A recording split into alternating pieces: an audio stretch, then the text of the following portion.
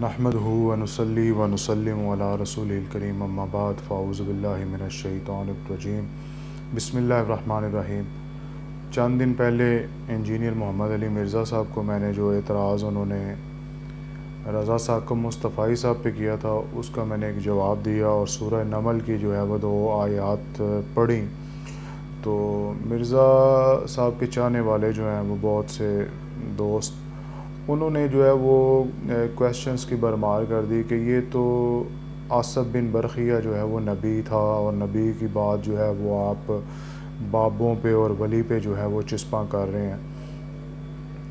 تو میں جو ہے وہ یقیناً سوچنے پہ مجبور ہو گیا کہ کیونکہ اب انجینئر صاحب نے یہ شوشہ چھوڑ دیا ہوا ہے کہ آصف بن برقیہ ایک نبی تھا، تو اب جو ہے وہ مرزا صاحب کے چاہنے والوں کے ذہن میں بات بیٹھ گئی ہے، راسخ ہو گئی ہے، تو اس کو ان کے ذہن سے نکالنا ناممکن ہے، کیونکہ وہ صرف یہی سمجھتے ہیں کہ دین کی اگر کسی کو سمجھ آئی ہے اس پلینٹ پہ تو وہ صرف انجینئر محمد علی مرزا صاحب کو آئی ہے۔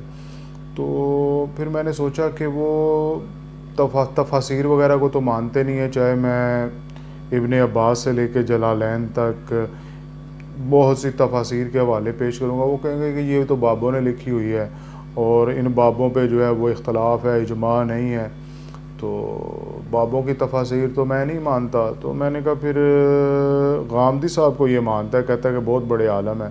تو میں جناب غامدی صاحب کی ویب سائٹ پہ گیا تو مجھے الحمدللہ جو ہے وہ ان کی کیا ہوا ترجمہ اور تفسیر جو ہے وہ مل گئی۔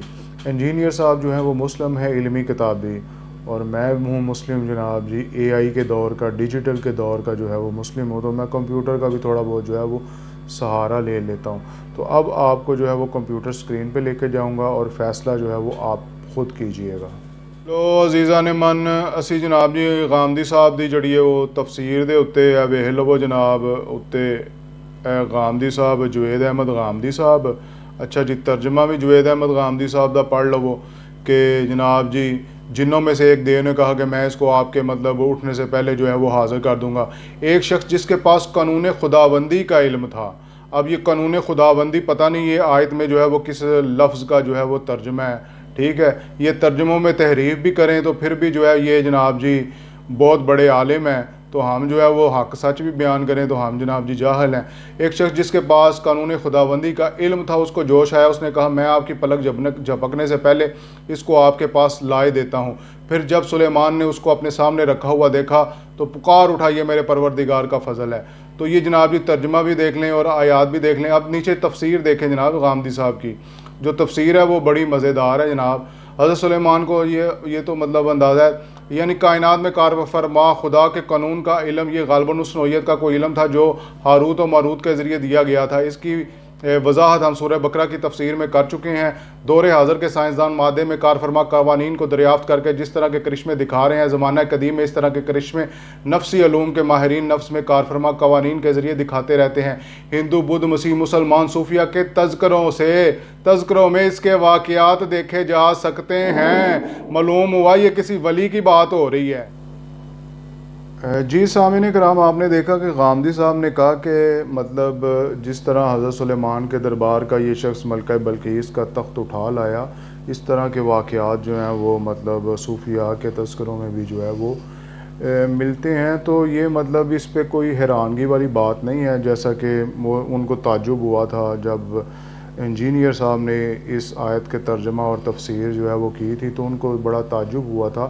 لیکن غامدی صاحب کہہ رہے ہیں کہ کم از کم اس زمانے کے لوگوں کو کوئی تعجب نہیں ہونا چاہیے کہ جس دور کے سائنسدان ہزاروں لاکھوں میل کے فاصلے سے جو ہے وہ انسانوں کی آواز، تصویریں، نقل و حرکت چشم زدن میں اس طرح اٹھا لاتے ہیں جس طرح کے دربار میں جو ہے وہ تخت بلقیس جو ہے وہ لایا گیا۔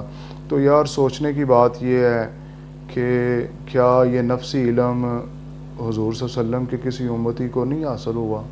کیا اس نے اپنی نفس کشی صوفیاء کیا ہیں؟ میں آگے اب جو ہے نا میرا مطلب وہ یہی تھا کہ میں ایک ویڈیو کر کے جو ہے وہ میں آگے جو ہے اپنے روٹین کے ٹاپکس کی طرف جاؤں گا، لیکن اب جو ہے میں سیریز کروں گا، مطلب اب تھوڑا جو ہے میں ہو سکتا ہے کہ کسی کو جو ہے وہ مطلب بات سمجھ آ جائے، دل سے جو بات نکلتی ہے اثر رکھتی ہے، پر نہیں مگر طاقت پرواز مگر رکھتی ہے۔ تو یہ ہے کہ سوچنے کی بات ہے. تو یہ تو بات طے ہو گئی کہ اسد بن برخیہ جو ہے وہ کوئی نبی نہیں تھا، یہ امتی تھا. اور امتی تھا. حضرت سلیمان خود بھی وہ تخت لا سکتے تھے، اللہ تعالیٰ نے وہ قوت اور طاقت دی ہوئی تھی، لیکن دنیا کو بتلانا یہ مقصود تھا کہ یہ انبیاء کے جو مطلب امتی ہوتے ہیں ان کو بھی اللہ تعالیٰ نے جو ہے وہ طاقتیں نوازی ہوتی ہیں. اور ایک بخاری کی ایک حدیث ہے، وہ لا یزال عبدی حتی یتقرب الیہ بالنوافل. میں اس کی انشاءاللہ آئندہ جو ہے وہ تفصیل بیان کروں گا اور حدیث بھی جو ہے وہ بیان کروں گا، کیونکہ علمی کتابی کو جو ہے وہ اب کتابی حوالے بھی کچھ دینے ہیں. لیکن انشاءاللہ یہ وہ لوگ ہیں، یہ میرے کو نئے میں نے نہیں یہ دیکھے. یہ پہلے جو قدریہ جبریہ بہت مطلب اس طرح کے پہلے بھی جو ہیں وہ افلاطون گزرے ہیں. تو یہ کوئی پہلی دفعہ یہ ایسے نہیں ہو رہا، لیکن یہ پھر جو ہے وہ کتاب سے بھی بھاگ جاتے ہیں. میں نے دیکھے ہوئے ہیں ایک جگہ، یہ میں انگلینڈ کی بات بتا رہا ہوں، کہ اسی طرح ایک علمی کتابی تھا، وہ کہتا تھا جی بخاری سے بات کرو، جی بخاری سے بات کرو. جب اس کے سامنے بخاری کھولی تو کہندا ہے وہ بخاری چ بھی حدیث ہے وے. کیونکہ مطلب ان کو پورا مطلب بخاری پڑھی بھی نہیں ہوتی اور ان کو پتہ نہیں ہوتا، تو پھر جو ہے وہ بخاری سے بھی جو ہے وہ بھاگ گیا کہ جی انسانوں کے ذریعے انسانوں تک، انسانوں سے وہ ہمارے تک آیا، تو اس میں بھی جو ہے وہ غلطی کا احتمال ہے. یہ علمی کتابی بعد میں ایسے کرتے ہیں. ویڈیو طویل ہو گئی ہے، میں معذرت چاہتا ہوں.